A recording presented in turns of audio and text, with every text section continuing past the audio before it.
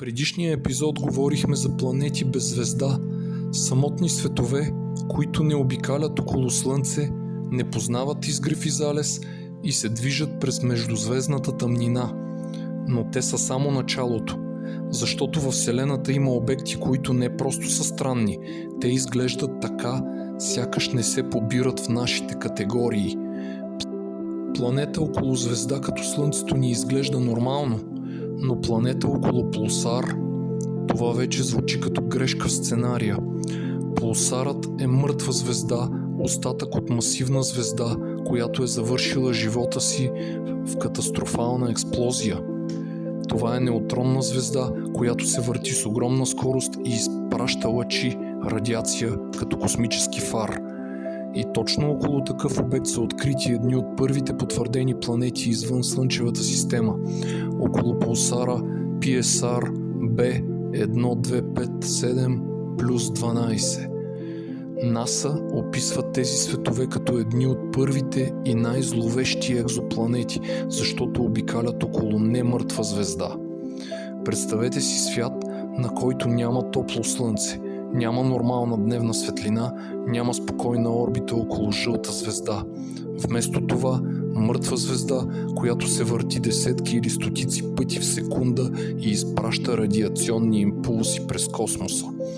Тези планети поставят неудобен въпрос: как са се появили там? Оцелели ли са сред катастрофата? Или са се образували след нея, от останките около мъртвата звезда? И в двата случая резултатът е поетично мрачен. Планети, родени или оцелели около смъртта на звезда.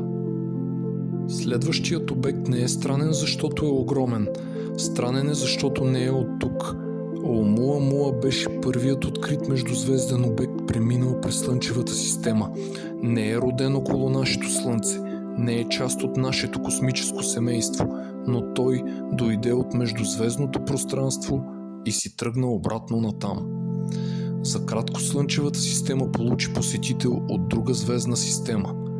Не планета, не обикновена комета, не астероид като тези, които познаваме, а нещо, което носеше със себе си химичната и динамична история на друг свят. Оумуамуа стана известен и заради спекулациите около формата и поведението си. Но най-важното не е дали е бил мистериозен в популярния смисъл. Най-важното е, че той отвори нова врата. Показа ни, че между звездите не е празно. Там има отломки, ледени тела, камъни, може би милиарди обекти, изхвърлени от други системи. И понякога някой от тях пресича нашия път. Оумуамуа беше като писмо от друга звездна система, но написано на език, който още не можем напълно да прочетем. Ако пулсарът е космически фар, магнетарът е нещо още по-екстремно. Магнетарите са вид неутронни звезди, но с магнитни полета, които са сред най-силните известни във Вселената. НАСА ги описва като неутронни звезди с изключително мощни магнитни полета, които могат да захранват високоенергийно излъчване. Това не са просто силно магнитни звезди. Това са обекти, при които самото магнитно поле става главен герой. Магнетарът е мъртва звезда, но не е тиха. Той може да освобождава огромни количества енергия, може да предизвиква избухвания в рентгенови и гама лъчи. Може да променя пространството около себе си по начини, които почти не се побират в човешката интуиция. Представете си обект с диаметър около град, но с маса по-голяма от тази на Слънцето. Материя смачкана до крайност. Магнитно поле, което превръща звездния остатък в една от най-опасните машини във Вселената. Магнетарът е пример за нещо много важно. Понякога най-странните обекти не са най-големите, понякога са малки, но толкова плътни, толкова енергийни и толкова екстремни, че изглеждат като физика, доведена до ръба. Сега стигаме до нещо по-несигурно и точно за това много интересно. Тъмните звезди не са потвърден клас обекти, те са хипотеза. Идеята е, че в ранната Вселена може да са съществували огромни звезди, захранвани не основно от ядрен синтез, като обикновените звезди, а от енергия, свързана с тъмна материя. В научната литература има предположение, че някои ранни обекти, наблюдавани от Джеймс Уеб Space Telescope, биха могли да са кандидати за такива супермасивни тъмни звезди, но това остава хипотеза, а не установен факт. Ако обикновената звезда свети, защото в ядрото й се сливат атоми, една тъмна звезда би била нещо различно. Звезда, която изглежда като звезда, но се захранва от физика, която все още не разбираме напълно. Това е много важно да се каже ясно. Не знаем дали такива обекти наистина са съществували. Но самата идея е ценна, защото показва колко малко знаем за първите поколения космически обекти. Преди Слънцето, преди Земята, преди тежките елементи, преди познатите галактики. В ранната Вселена може да е имало обекти, които днес вече не съществуват или които никога не сме разпознали правилно.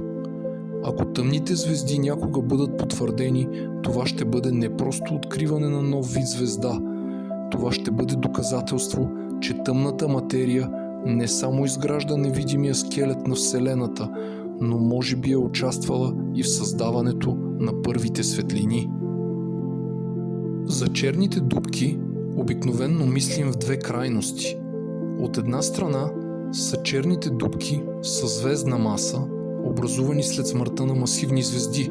От друга страна са свръхмасивни черни дупки, чудовища с милиони или милиарди слънчеви маси в центровете на галактиките. Но между тях би трябвало да има нещо. Черни дупки са средна маса. Те са дълго търсеното липсващо звездно в еволюцията на черните дупки. НАСА и Хъбъл ги описват именно като редки и трудни за откриване междинни обекти между звездните и свръхмасивните черни дупки. Странното при тях не е, че не би трябвало да съществуват. Напротив, логиката подсказва, че трябва да ги има. Странното е, че ги намираме толкова трудно. Ако свръхмасивните черни дупки са пораснали от по-малки, тогава някъде по пътя трябва да има междинни етапи. Но Вселената сякаш ги крие.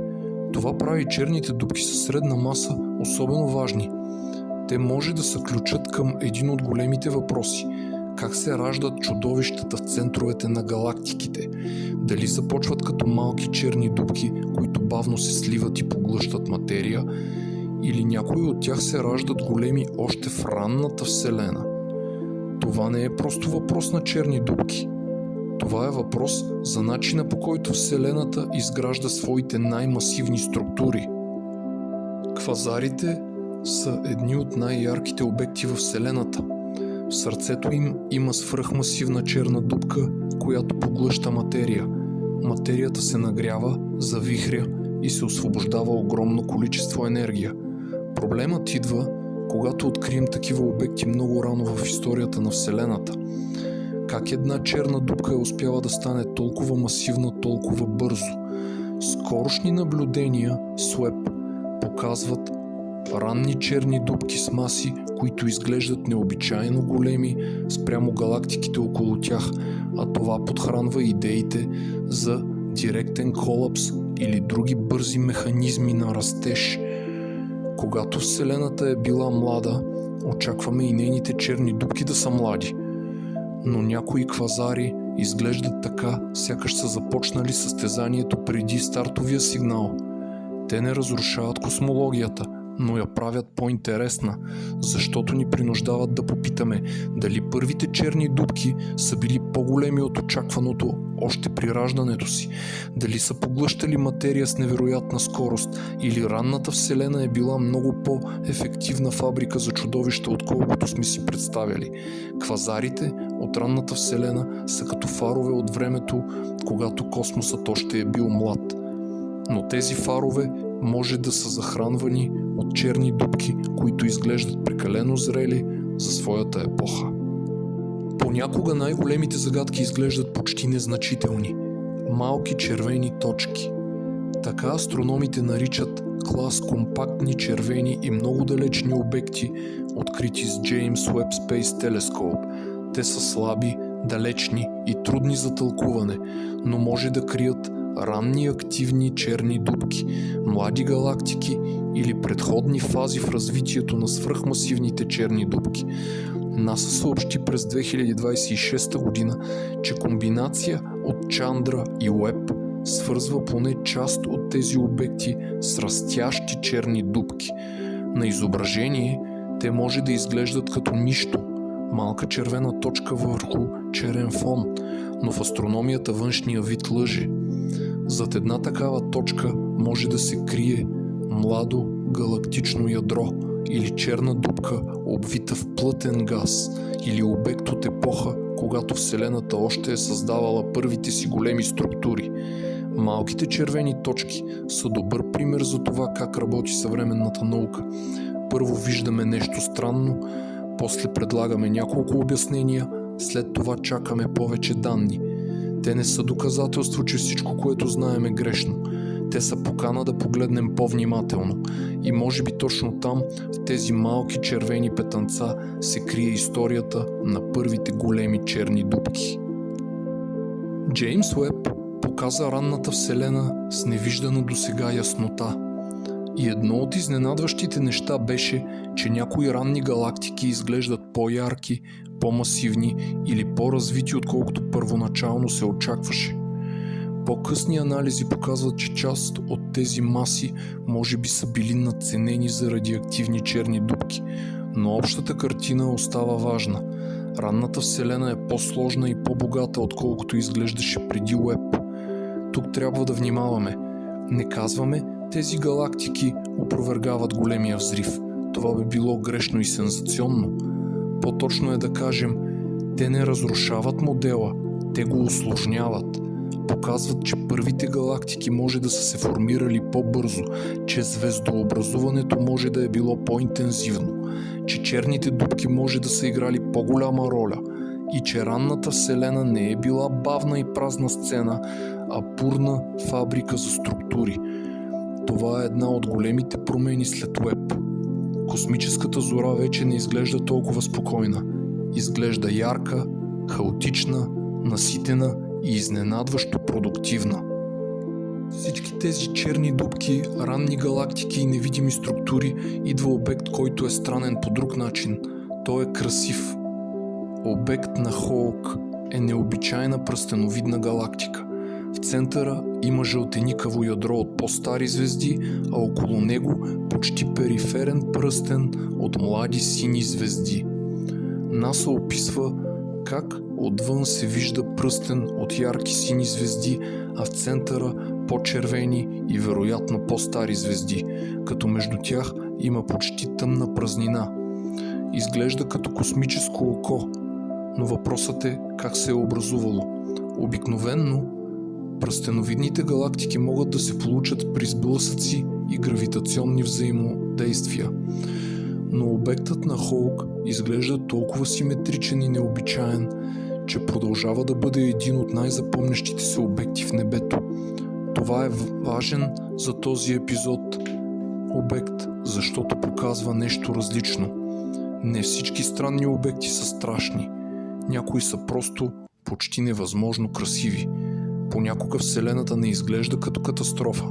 Понякога изглежда като геометрия, като форма, която не очакваме да се появи сама, но се появява. В този епизод видяхме обекти, които не би трябвало да съществуват, но в следващия епизод ще видим обекти, които изглеждат почти фантастични. Ако този епизод ви е харесал, абонирайте се за канала, харесайте видеото и напишете в коментар кой от тези обекти заслужава отделен епизод. Ако имате приятел, който обича космоса, странни научни загадки или теми на границата между познатото и непознатото, препоръчайте му Астролабия. До нови срещи!